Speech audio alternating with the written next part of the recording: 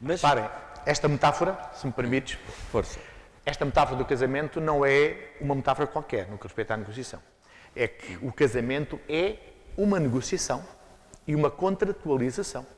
Aliás, o Código Civil diz precisamente que o casamento é um contrato celebrado entre duas pessoas, antes de sexos diferentes. A lei já mudou, agora já não faz referência aos sexos diferentes, que decidem estabelecer um contrato de comunhão de interesses e sujeito a deveres e a direitos.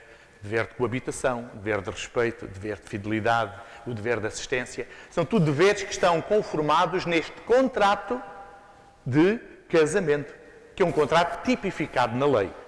Ninguém pode, num contrato de casamento, colocar as cláusulas que entender.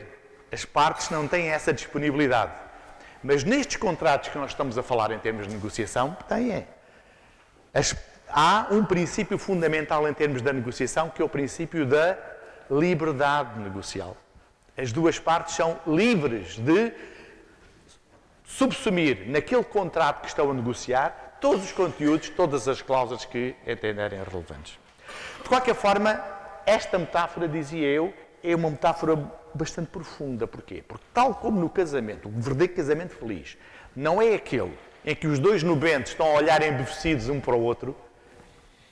O verdadeiro casamento é aquele em que os dois cônjuges estão a olhar na mesma direção. Têm os mesmos objetivos de vida. E esta é exatamente a negociação. Numa negociação, ambos os contraentes têm que ter os mesmos objetivos e olhar na mesma direção.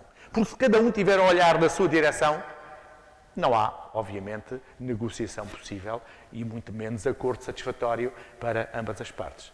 Portanto, uma negociação tem que ser efetivamente um casamento em que ambos olhem na mesma direção. E não é apenas o olhar na mesma direção para que haja um win-win. Porque é fundamental que exista um win-win-win. Porque qual é a mesma direção em que os dois negociadores têm que olhar? É a direção do consumidor. É a direção do consumidor. E, portanto, o consumidor tem que ser o terceiro win desta equação. Não pode ser apenas o win-win das duas partes que estão a negociar.